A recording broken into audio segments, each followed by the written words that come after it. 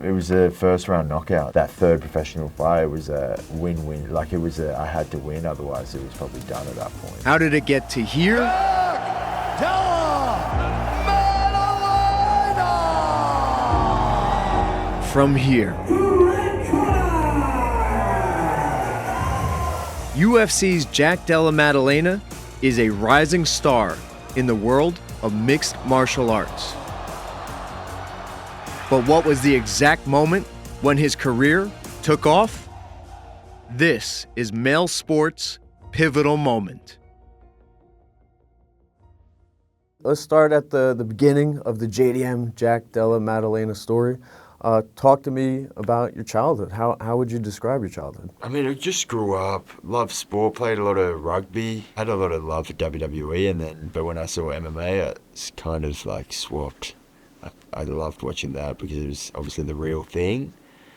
Never thought I'd be doing it one day, but just really just enjoyed watching it. Are you ever going to grow out your hair and throw it back like a Triple H or Hitman Hart or something? No, I did look up to those sort of guys, but... You're obviously a trained, disciplined killer now, but could you describe the rivalry or the dynamic of the Maddalena household? Yeah, I had an older brother, Josh. He's the only sibling, so yeah, 2 years older, so pretty close in age. Yeah, right, competitive rivalry between us with most things. A lot of fighting, but yeah, also like best friends, so had a good, very lucky to have like someone that was as competitive as me and driven to practice sort of wrestling and fighting with. Would you like to share any stories? Was there any pillow fights that turned into like... Yeah, we did, we used to, as I said, we used to love doing WWE, so we loved watching it, so then obviously we'd wrestle, but pretty much we'd wrestle every day, and then it'd end up turning into a fight, to a full-on fist fight at some point. Amazing. Just naturally, progressed. What fighters were you looking at as a youngin? I liked Anderson Silva and Wanderlei Silva was sort of my favourites to watch. Just obviously Anderson, very smooth, very nice. Is that where you can express yourself in the cage and just like, this is who I am? You see the Diaz brothers, and I'm going to make probably several Diaz comparisons, but they're calm, cool. They can be awkward in interviews, like hugging pillows, but when it's out there, it's almost like their canvas. Yeah, for sure. It is like that. It's you've got. I guess that's where I like to show what I'm about, and that's obviously something I've worked a lot on is my martial arts skills. So kind of is like the canvas to go out there, show my style and show my heart, and leave it all on the line. We got to get the JDMA shirts going. Jack Della Maddalena Army. Yeah. When did you start training MMA? Probably, I started doing a bit of boxing, like early teens, about 13 or 14, okay. And then joined an actual MMA gym, started training properly at the age of 15 or 16. Okay. And pretty much just been at it ever since. I want to get the story clear. Were you guys breaking shelves and tables like WWE going through them and your dad had to put you in? Or did your brother say, hey, let's go punch each other a little more organized? I mean, we broke a few beds, jumping, that was our ring for a long time. And then, I played a lot of rugby growing up, and in the off season on rugby, we wanted to do something different for a bit of fitness, and we just sort of got into boxing a little bit.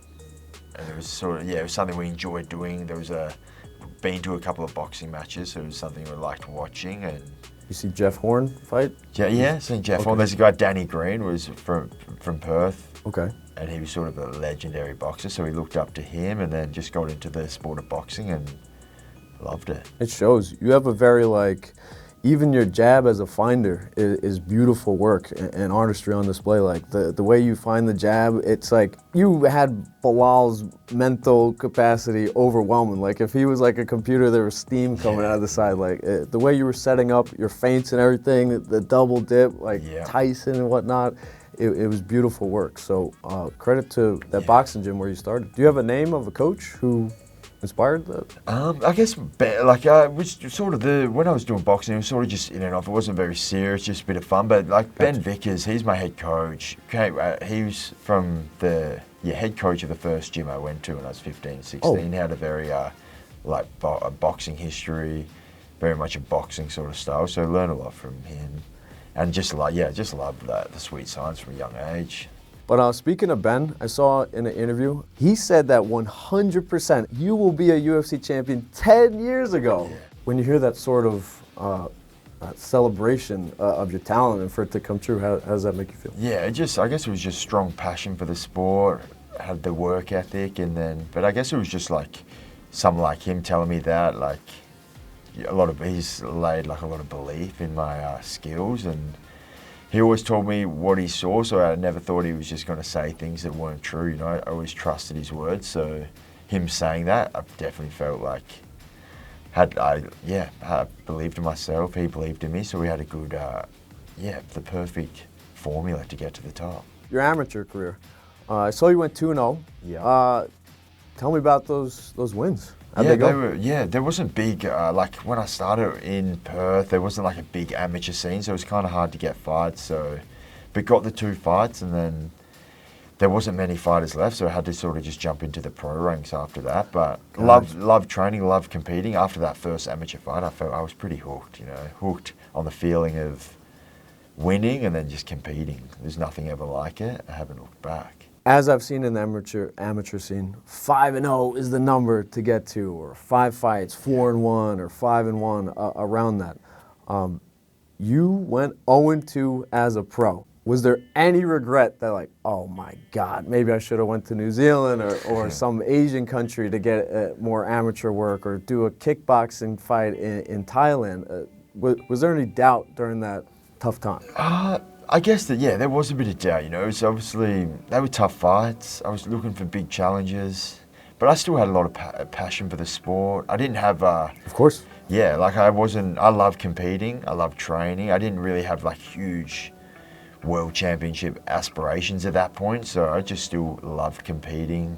Still thought I had more to give in the sport, and yeah, Ben Vickers was always there just telling me, like, you're better than being an 0-2 fighter, you've got more to give. I believed in that. It's a tough hole to get out of, but yeah, I guess like one day at a time we just dug our way out. And what clicked? Nothing really, like it wasn't really anything that clicked. It was just too hard. They were hard fights, hard I'm competitive sure you didn't fights. work less hard on your 4th fight than your 2nd fight. Nothing changed? Or? No, it wasn't much. There wasn't really, not that I can really remember, no big changes, just day by day, just tried to get better, learn from the losses, and then just had to get that first win was a big one, Obviously, losing a 3rd fight may have been a different story. It's a death sentence. That was pretty much like, that was the point, like that 3rd professional fight was a win-win. Like I had to win, otherwise it was probably done at that point. Can you describe it? Was it a slobber knockle, or was it smooth? No, it was a first round knockout. Open to that. Yes. Oh, he's out. It's all over. Yeah. How did that feel? Like, yeah, it was really just like, Oh I wasn't losing that fight, no way. Amazing.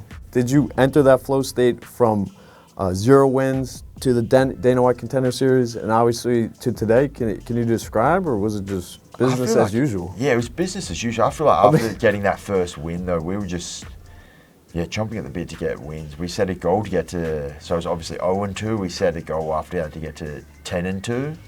So we set the goal to get 10 wins. So we just sort of worked at it every day, and just ticked off challenge after challenge, kept pushing to get to that 10-2 spot. 10-2, all the stars aligned, and at that point it was Dana White Contender Series time. So. Yeah, you haven't looked back. Yeah. Amazing performance at 299, beautiful knee, but following that there was an injury. Was it the first round? I was trying to listen. Was it the forearm on a high kick? Can you describe when the injury happened? No, I actually have no idea. Even looking back, like he definitely came out kicking a lot, and I took a few kicks on the forearm in the first round, but I couldn't actually recall. Like it wasn't really. Even when you sat in the stool, it wasn't like, oh, this is hot. I remember, my grip was a bit dark. I couldn't really grip with the left hand, so I thought maybe I'd broken a hand. But even then, I'd also done a bit of like ligament damage in the thumb. Okay. So I think that's what it was. So I didn't even feel the arm until the fight was done. And then as soon as it was over, like the pain started to sink in at that point. What was tougher, the long layoff, I believe it was 14-month layoff, Yep. or your third pro fight, that time in between the camps. What for you was a tougher mental challenge? I mean, probably just like the layoff was tough because there was just a lot of setbacks, a lot of issues with the arm, and it was just like we'd get to a good point and then it was just another setback. So that was pretty tough, especially where I was. Like I was at a good point in my career, like just come off obviously the biggest win of my career against Gilbert Burns. It was in that top 5 sort of area, so just getting kicked back after kickback was sort of a bit. What was your rock during that situation? I saw you have young kids. I have young kids too. It's literally, you could have a tough day, good day, bad day. They don't care. They don't know. It's literally just the best thing in the world. Yeah. Was that something you leaned on during that layoff? Yeah, for sure. I think like right in the middle of that period, like my daughter, like my second child, my daughter was born. So that was I guess it was sort of a good moment in the middle. Things are sort of- balanced. Yeah, it was. It was like pretty rough, but obviously that was something exciting to look forward to. Bit of a distraction as well from the injuries. So you get your hand raised, 315. I think it's the 2025 fight of the year so far. Talk to me when you got your hand raised. What were you feeling? Yeah, dream come true. Like a lot of work from not just myself, but like the coaches, a lot of sacrifices on the family's behalf, mine, and then the coaches. So just to get that win, lift the belt, knowing that I was bringing the belt back to scrappy MMA in Perth, it was just dream come true. A lot of hard work came to that one moment, and it was something I'd obviously dreamed of and believed I could get to, and then it's hard to even describe it. So Jack Della Maddalena, for you, what is your career pivotal moment? Was it getting into the sport? Was it that turn as an 0-2 pro? Was it the win over Bilal Muhammad? What for you was your pivotal moment? The pivotal moment, I mean, obviously winning the belt was pretty special. Getting the win, my first loss came against a guy, Alden Bates, and then my last fight on the regional scene in Australia was a fight against Alden Bates. Like I got that first loss back, so that was a pretty pivotal moment for me. Get that original loss back, and then the next fight was the Dana White Contender Series, so that sort of kicked off the second phase of my career. Amazing. Thank you, Jack. No, thank you.